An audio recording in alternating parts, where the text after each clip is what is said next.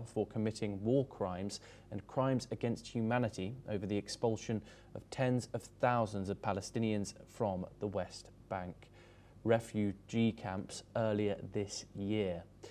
In a new 105-page report, Human Rights Watch has said that about 32,000 residents of the Jenin, Tulkarm and Nur Shams camps were forcibly displaced during what it calls Operation Iron Wall in January and February of 2025 and have since been prevented from returning. The group has said that Israeli forces demolished hundreds of homes and civilian infrastructure, leaving families with no shelter or assistance.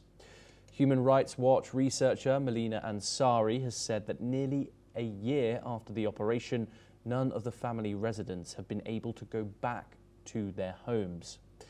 HRW has said that the expulsions violate the Geneva Conventions, which bar forcible transfer from occupied territory except for temporary imperative military reasons. The group urged governments to impose targeted sanctions, suspend arms sales and enforce ICC warrants. The report also highlights a sharp surge in violence in the West Bank since October the 7th, noting nearly 1,000 Palestinians killed by Israeli forces and a record 264 settler attacks in October alone. Human Rights Watch has characterized the expulsions as ethnic cleansing, describing them as part of a broader crimes of apartheid and persecution. Ariel Whitman joins us once again for this discussion. Ariel, Human Rights Watch says Israel has committed war crimes in these West Bank expulsions. What is the Israeli government's internal assessment of these claims, if there is any? I'm not sure that Israel is really looking at Human Rights Watch as a credible source. I would say about what's happening in the West Bank, Judea and Samaria, depending how you call it. For me, it doesn't really matter for the sake of the discussion. I used to live myself personally in Gush Etzion, which is in, I guess, the West Bank next to Hebron. And so a lot of what's happened, I also was in the IDF in Ramallah, next to Ramallah in my reserve duties for about 10 years. And I can say just in general about what's happening since October 7th, we've had, especially in these refugee camps, which people might misunderstand. It's not that people are living there in tents. There are homes. There is infrastructure. It's not. It's refugee camps because those are the places that people moved to after the '47 war, and so that's why it's called refugee camps. But it's not like. What I would say is a lot of people are. They're hotbeds of violence and terrorism, and after October 7th, there was an uptick in terrorist attacks. You had people going to the streets and throwing rocks at cars, IEDs, plans to do attacks with shooting and bombs in Israel. And so Israel decided to go in and try to take care of what was happening there. And that obviously, when it's an urban situation, it requires a lot of suffering from everyone involved. It's just what it is. When a terrorist organization uses civilian infrastructure in urban areas, it'll happen. So I'm not sure about the exact. I'm not sure about the exact numbers that Human Rights Watch gives. They're usually very slanted, in my opinion. But it's a reality that a lot of people probably suffered because Israel had to protect its own citizens. I would also say, and this is something that I've written about extensively here in Israel, the problem of extreme settler violence, yes, which is a very small group of people that live in the West Bank.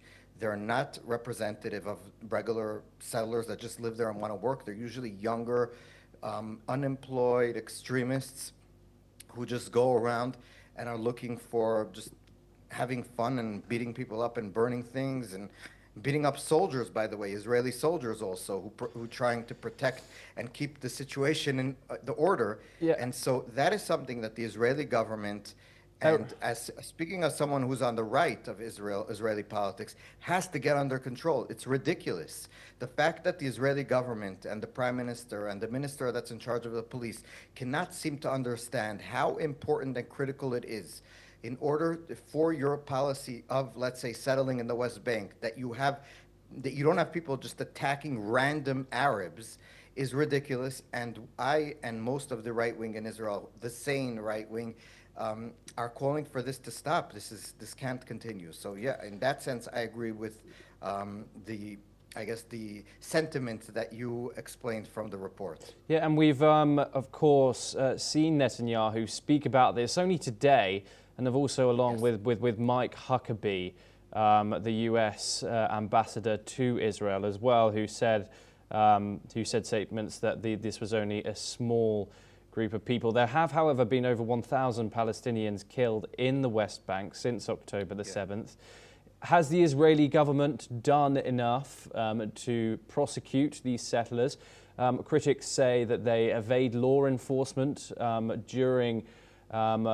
after these attacks, and are sometimes pretty frequently not even prosecuted at all. What are your views on that? So the 1,000 Palestinians that died are not killed.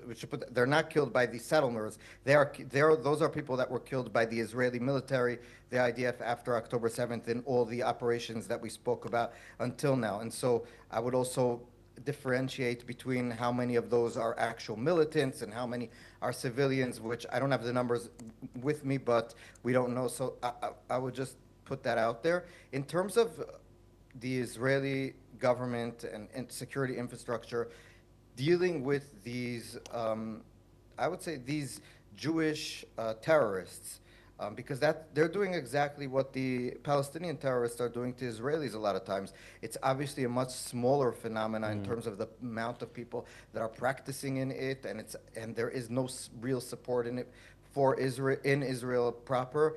But on the other hand, yes, there's a lack of, I guess, willingness to confront it in the strongest terms possible, because I would say there's a sort of feeling that if we do something too much, we might, first of all, show to the world that we are, that we have this problem, and so we want to, not do the laundry outside in front of everyone. And on the other hand, we don't want to, some of our constituents might be sort of supportive of this in some way or another, so we don't want to also politically do anything.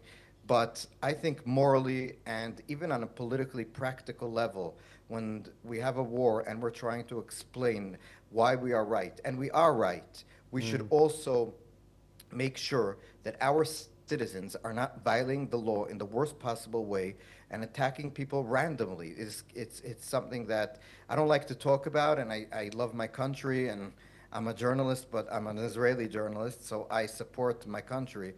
But on the other hand, this is something that my country has been not willing to confront in a more aggressive fashion, and I think we should. So, yeah. Yes, Ariel Whitman, thank you very much for joining us. I just want to reiterate to our viewers, judging by the latest figures coming from a United Nations High Commissioner that was released on the 13th of November 2025, at least 1,017 individuals have been killed by both Israeli forces and settlers since the 7th of October. Ariel Whitman, thank you.